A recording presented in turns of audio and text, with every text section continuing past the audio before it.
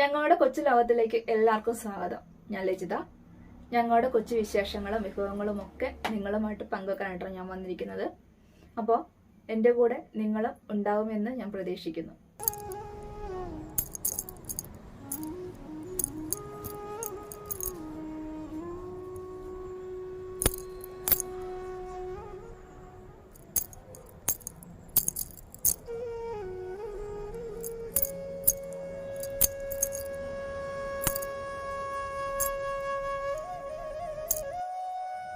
ഇന്ന് നമുക്ക് പാറൂസിന് ഉരുളക്കിഴങ്ങ് വെച്ചിട്ടൊരു പലഹാരം ഉണ്ടാക്കാം കേട്ടോ.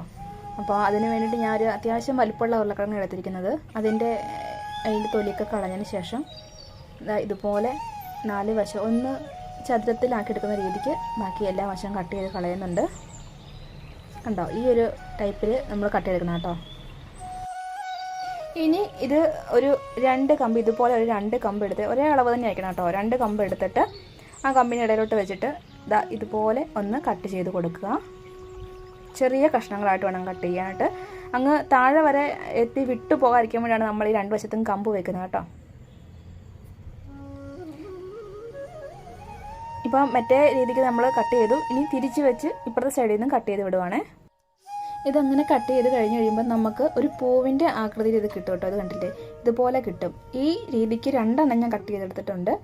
ഇങ്ങനെ കട്ട് ചെയ്തെടുത്ത് വെച്ചിരിക്കുന്നത് നമുക്ക് കുറച്ച് വെള്ളം എടുത്തിട്ട് അതിലേക്ക് ഇച്ചിരി ഉപ്പ് ഇട്ടിട്ട് ഒന്ന് മുക്കി കുറച്ച് നേരത്തേക്ക് വെക്കണം കേട്ടോ.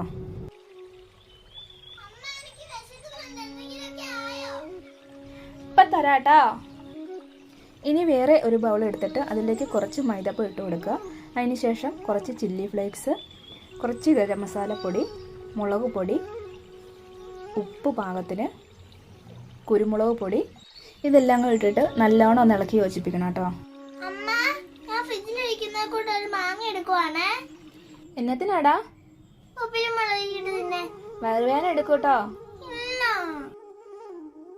ഇനി നമ്മൾ ഉപ്പുവെള്ളത്തിൽ മുക്കിയിട്ടിരുന്ന ആ ഉരുളക്കിഴങ്ങ് എടുത്ത് നല്ലോണം ഒന്ന് തുടച്ചതിന് ശേഷം വെള്ളമൊക്കെ കളഞ്ഞതിന് ശേഷം ഈ പൊടിയിലേക്ക് മുക്കി എല്ലായിടത്തും നന്നായിട്ട് പൊടി പറ്റുന്ന രീതിക്ക് ആക്കി എടുക്കണം കേട്ടോ. അപ്പോൾ കൂടുതലുള്ള പൊടിയൊക്കെ ഒന്ന് തട്ടിക്കൊട്ടി എടുത്തിട്ട് വേണം ഇനി നമുക്ക് എണ്ണയിലേക്ക് ഇടാനായിട്ട്. ഇതുപോലെ എല്ലായിടത്തും പൊടി പറ്റണം കേട്ടോ. ഇനി നമുക്ക് ഇതൊന്ന് വറുത്തെടുക്കാം. എണ്ണ നല്ലോണം ചൂടായതിന് ശേഷം മാത്രം ഇട്ട് കൊടുക്കുക കേട്ടോ. ഞാൻ 2 അങ്ങ് ഇട്ട് കൊടുക്കുന്നുണ്ട്.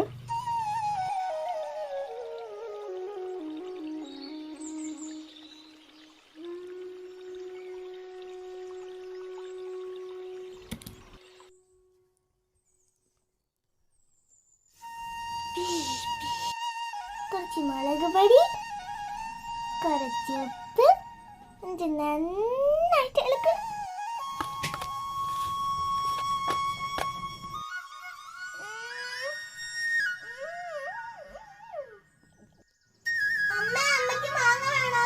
അയ്യോ വേണ്ടേ. നമ്മുടെ പലഹാരം ഇവിടെ റെഡിയായി വന്നിട്ടുണ്ട് കേട്ടോ. പാകത്തിന് വെന്ത് വന്നിട്ടുണ്ട്. ഇനി നമുക്കിത് രണ്ടും ഒന്ന് കോരിയെടുത്ത് മാറ്റാം. അപ്പോൾ ഇന്ന് ഞാൻ പാറൂസിനെ ഉണ്ടാക്കി കൊടുത്ത പലഹാരം നിങ്ങൾക്ക് ഇഷ്ടപ്പെട്ടെന്ന് കരുതുന്നു. ഇഷ്ടപ്പെട്ടെങ്കിൽ ലൈക്ക് ചെയ്യാനും ഷെയർ ചെയ്യാനും സബ്സ്ക്രൈബ് ചെയ്യാനും സപ്പോർട്ട് ചെയ്യാനൊന്നും മറന്നു പോകരുത് കേട്ടോ. അതുപോലെ നിങ്ങളുടെ കമൻസുകൾ കമൻറ്റ് ബോക്സിൽ രേഖപ്പെടുത്താനും മറന്നു പോകരുത്. ഇത് ഉണ്ടാക്കുന്നതിന് ആവശ്യമായിട്ടുള്ള സാധനങ്ങളും അതിൻ്റെ അളവുകളൊക്കെ ഞാൻ ഡിസ്ക്രിപ്ഷൻ ബോക്സിൽ കൊടുത്തിരിക്കാം. നിങ്ങളും ഒന്ന് ഉണ്ടാക്കി നോക്കണം കേട്ടോ. അപ്പോൾ അടുത്തൊരു വീഡിയോയുമായിട്ട് വരുന്നവരേക്കും എല്ലാവർക്കും ഒരുപാട് നന്ദി.